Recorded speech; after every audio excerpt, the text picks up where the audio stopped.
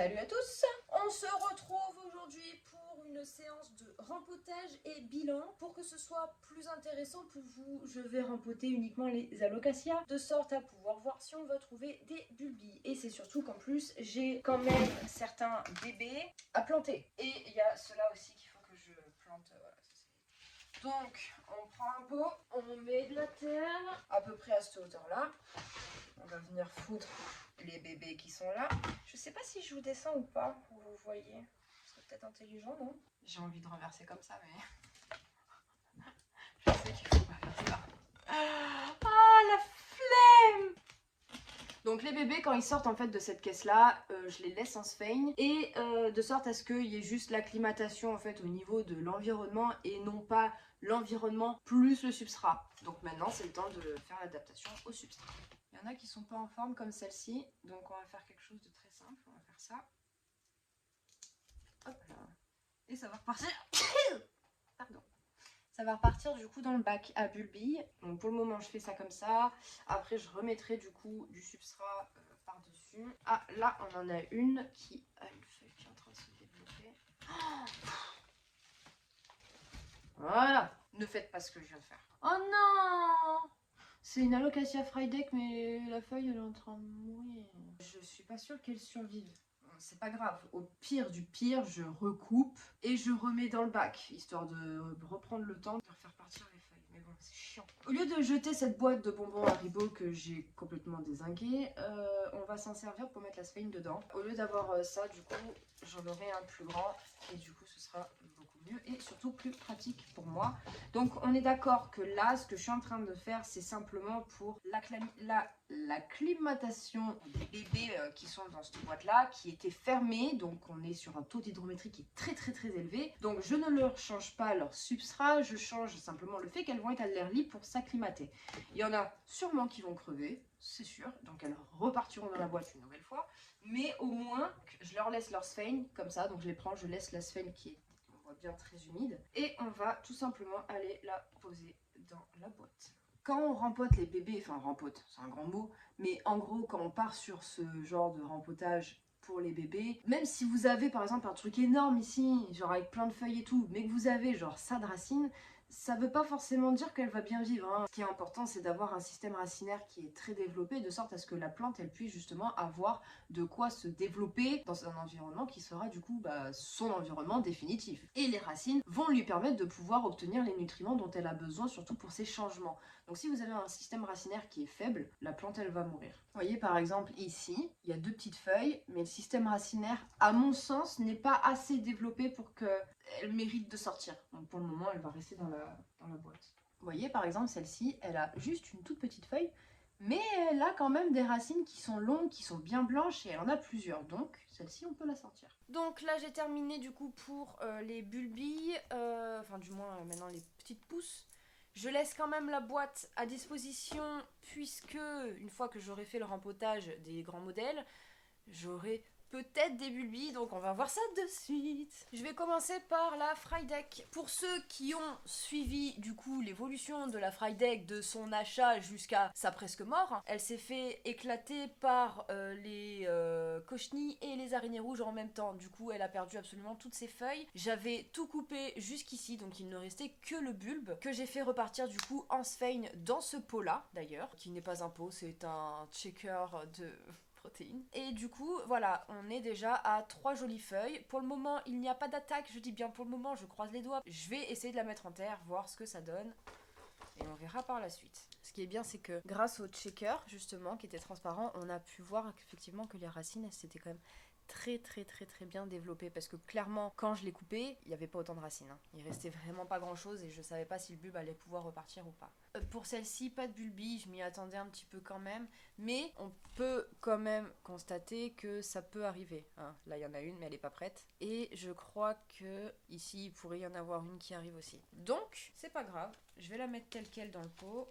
Et voilà une Frydek dans son nouveau pot. Maintenant je passe à la Dragon Scale. On va voir ce que ça a donné. J'avais 3 pieds de Dragon Scale. Il y en a un qui est là. Vous pouvez le constater. Il est un petit peu mal en point. Mais il va repartir parce qu'il y a du vert. Et tant qu'il y a du vert, il y a de la vie.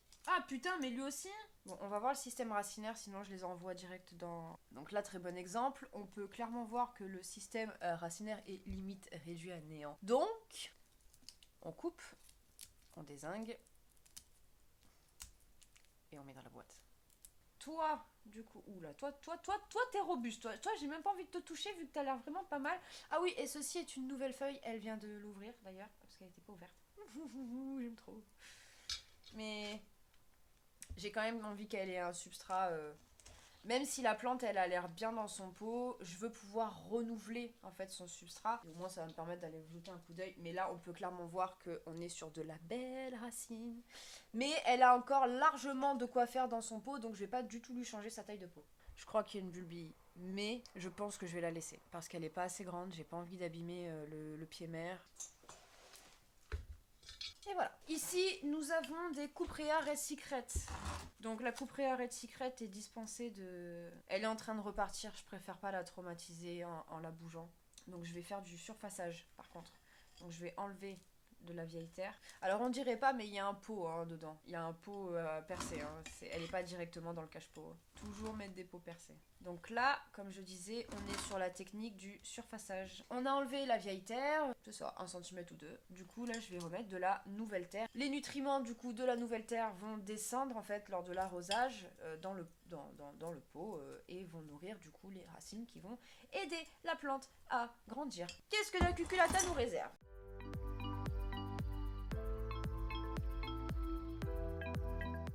Alors, quand on rempote, on prend un pot. Alors, je sais que la différence, elle n'est pas ultra flagrante, mais justement, on est sur un pot qui va être du coup de 1 à 2 cm. Généralement, c'est 2 cm au-dessus. Le but n'est pas que la plante se noie en fait dans son nouveau pot, c'est simplement qu'elle y soit à l'aise. Bilan de la cucullata, j'ai eu une seule bulbille. Ensuite, on passe à la Pink Dragon. Ouais, je sais, elle a pris cher aussi, il ne reste plus qu'une feuille. Au niveau racinaire, on est vraiment très bien. Bon, sur celle-ci, on n'aura pas d'autres bulbilles, mais on voit qu'il y a ici quelque chose qui va arriver. Donc c'est pareil, on attend. Ensuite, on va passer au stingray. Parce que la plante mère qui est ici, qui était normalement immense, s'est fait vraiment attaquer également. Encore, toujours la même histoire. Mais c'est en train de revenir. Donc, qu'est-ce qu'on fait quand c'est en train de revenir ? On laisse tranquille. On va voir au niveau des racines. Si jamais il y a la place, je viendrai mettre tous les bébés avec la maman. Comme ça me fera une plante énorme. Donc... Vu la taille du pot, on a clairement très largement la place de pouvoir mettre tous les bébés ici. On va juste checker quand même s'il n'y a pas une ou deux bulbilles qui traînent. On va effeuiller un peu aussi pour débarrasser le bulbe de la peau morte. Il n'y a pas l'air d'avoir grand chose. Je suis pas très gâtée là quand même en bulbille, je trouve.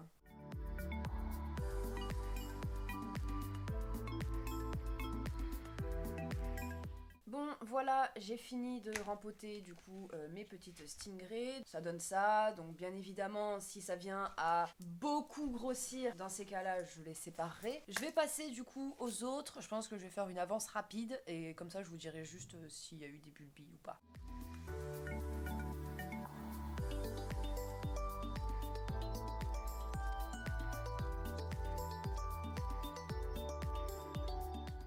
Le rempotage, c'est aussi l'occasion de pouvoir checker vraiment vos plantes, dans le sens où vous les avez vraiment comme ça face à vous, vous pouvez vraiment regarder les détails, et c'est comme ça que j'ai pu m'apercevoir que une feuille de bébé stingray était en train de subir un début d'attaque d'araignée rouge. On ne voit que les toiles, on ne voit pas encore les araignées rouges. À mon avis, ça ne saurait tarder, donc il faut le traiter très rapidement avant que ça prenne trop d'ampleur et qu'il y ait des dégâts sur la plante, bien entendu. Maigre récolte pour celle-ci, quand même, ça dure rien en fait, zéro. Alors, je viens d'aller chercher du coup mon Alocasia venti, c'est aussi celle que j'appelle le parasol parce que c'est la plus grosse des Alocasias que j'ai. Et comme vous pouvez le constater, ici il y a un rejet, donc, qui a déjà de bonne taille en plus. Donc j'imagine qu'il y a potentiellement pas mal de bulbilles et que ce sera peut-être la plus grosse récolte que je vais avoir. Alors là les gars, on est sur un système racinaire de l'espace. Putain, le bordel de racines. Ouh, ça sent la bonne santé ça. Oh non. Vous voulez voir une cochenille en direct ? Cette petite merde là, c'est une cochenille. C'est blanc et ça mérite que ça. Vous les écrasez et surtout vous les enlevez et du coup ça veut dire qu'il va falloir que je vérifie absolument toutes les tiges et toutes les feuilles de la plante. On est délicat avec les racines, on fait attention. Après ça va, si vous avez un sol, enfin un substrat du moins, qui est léger et bien drainé, dans la logique des choses, c'est assez facile à retirer des racines. Hein. Sinon vous pouvez secouer aussi comme ça. Ça permet d'enlever vraiment la terre qui est le plus... Vous voyez comme ça devient propre en secouant.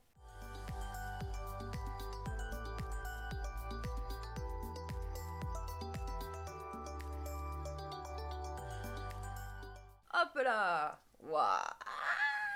Comment avoir des plantes gratuites?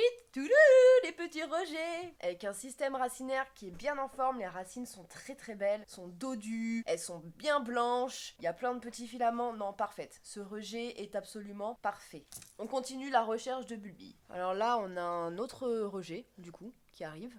Mais lui, on va le laisser puisqu'il n'a pas de racines, il n'est pas encore assez grand, il n'est pas assez développé, donc on n'y touche pas. Alors j'ai fini pour celle-ci, et ça y est, elle a donné tout ce qu'elle avait à donner. J'ai récolté 5 bulbilles ou 6 plus le rejet. Du coup, ça y est, j'ai mis en terre du coup le petit rejet Venti. On espère et on croise les doigts pour qu'il devienne aussi gros, si ce n'est plus gros que le parasol qui est à côté, donc sa mère. Là, voici par exemple donc une bulbille. Ceci est la tête, ceci est le pied. Et d'ailleurs, ici vous pouvez voir que ça va pas tarder à sortir. Et là, vous avez la petite pointe. Ça, c'est une future racine. La petite pointe blanche, c'est une future racine. Et ça, c'est la future tige. Donc, vous la mettez toujours dans ce sens-là. Voilà, comme ça. Voilà, ça y est. Donc là, ça y est, les bulbilles sont en place, je les ai espacés, donc je les ai mis 2 par 2 comme ça, là. Et du coup, je vais aller brumiser. J'ai fini mon rempotage. Je vous montrerai potentiellement l'évolution des bulbilles dans de futures vidéos. Activez la petite cloche de sorte à ne louper aucune de mes vidéos parce qu'il y a des choses assez intéressantes qui vont arriver. J'ai prévu pas mal de petits projets sympas et je pense que ça va vous plaire. Donc, abonnez-vous.